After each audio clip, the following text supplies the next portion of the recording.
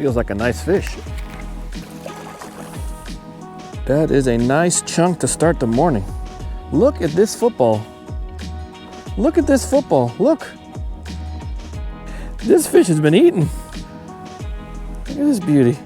Welcome to another episode of Bassing with Captain Lou. Guys, have you ever had one of those days where everything you throw at them just doesn't seem to be working, the bite is slow, but at the same time you received favorable reports that the area was hot? Well, stick around, I'm gonna share with you guys a few of the tips and tricks that I do to help bring fast to the boat when the fishing is slow.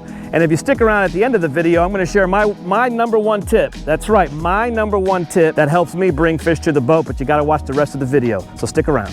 Two things affect our bites during our South Florida winters here in the canals in the Everglades, and that is water temperatures and the atmospherics, or what I call atmospherics, meaning the barometric pressures. When you have a beautiful, beautiful bluebird skies that we're known for in our winter times, that doesn't necessarily mean it's going to be a good thing for fishing. That means that the barometric pressure is pretty high, and our fish don't like that. They hunker down and they wait for the barometric pressure to stabilize a little bit, and then they become active again. So when you have cold water and high atmospherics, then you're going to have a slow day on your hands, but it doesn't mean that the bite is non-existent. There are a few factors that I look into or that I break down when the fishing is slow out here in these canals. I quickly try to identify the type of structure or cover that the fish are holding on, the depth that the fish are holding on, and my bait selection also plays an important role when all these factors come into play. Breaking down the cover. Not all areas of our canals are the same. In this particular section that I'm fishing, the primary vegetation here is going to be spatterdock, or clumps of it, or fields of spatterdock. And then the primary structure that we're dealing with here are basically rocks, stones, and ledges. There he is. Yes, see, the bass are running deep today. Little guy, but nonetheless, I have fun catching them.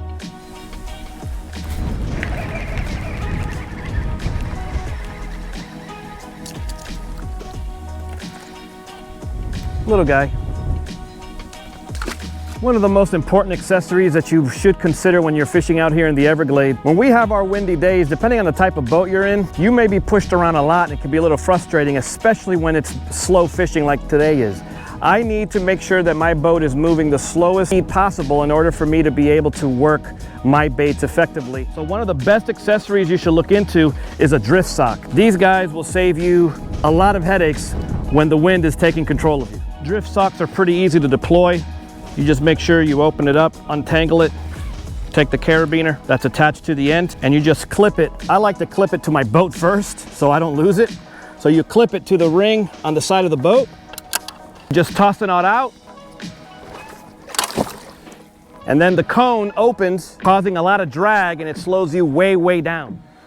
Depending on the wind speed will depend on how many drift socks I use. I typically use one, but if the winds are very, very high, I'll deploy two. Over the years, I've learned when the conditions are like this, I automatically go straight to structure because I know that these fish have a tendency to want to relate to the ledges. Once I identify where in the water column the fish are, in this case, like I said, the bottom around the ledges, then what I do, my next step is to decide which lure or bait will elicit some sort of a response. The first type of lures that I go to first are soft plastics, and I work it along the ledges to identify where along that water depth or where along that ledge depth those bass are the most active.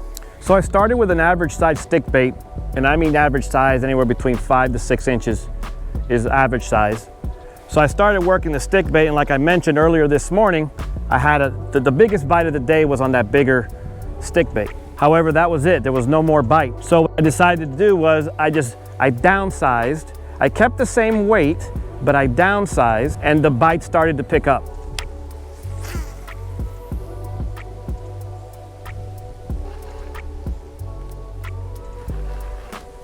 There he is. Oh, decent one. Biggest one of the day. Yeah, biggest one of the day. This is a nice fish right here. They're feeding, look at this. How fat she is. Either she's feeding or she's about to lay her eggs, one or the other. So that particular bass hit on a transition zone, and what do I mean by that? Meaning along these rocky banks you have shallow water, and then you have a shelf that goes down which turns into the ledge.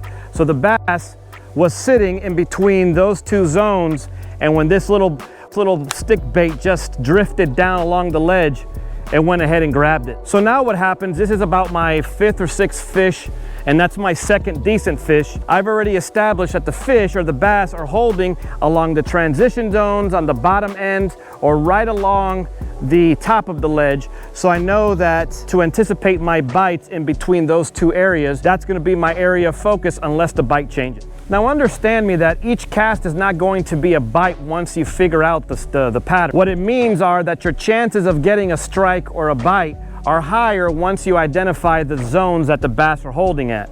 But please don't make it think that you're gonna be catching bass one right after another. You still gotta work.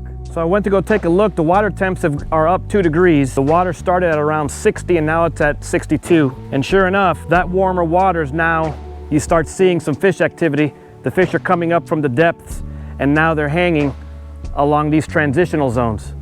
So like I told you, the time of day also plays an important role as far as increasing your chances of catching a fish.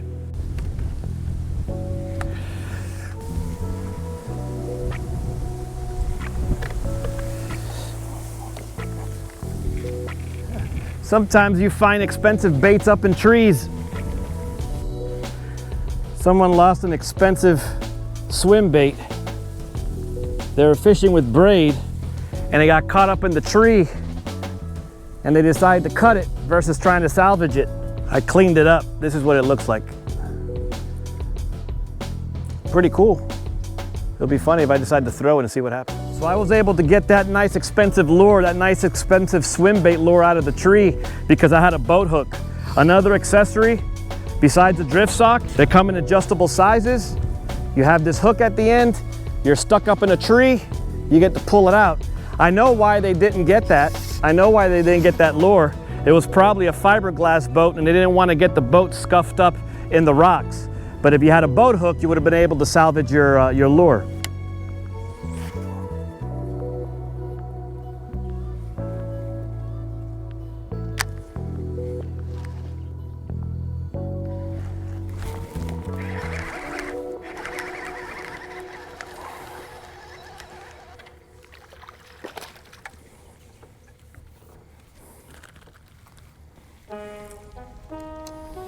There we go, fat little guy. Another fat one.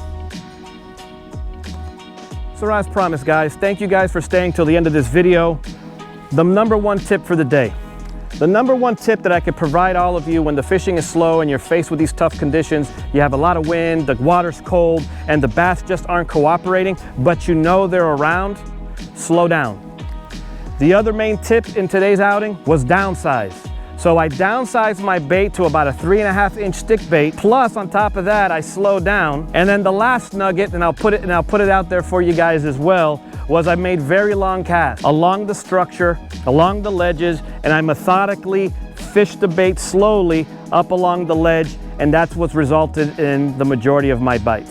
So again, guys, when the fishing is slow, slow down. I appreciate you guys for watching the video. Thank you so much. Share the video, like the video. Better yet, our community is growing, so please subscribe.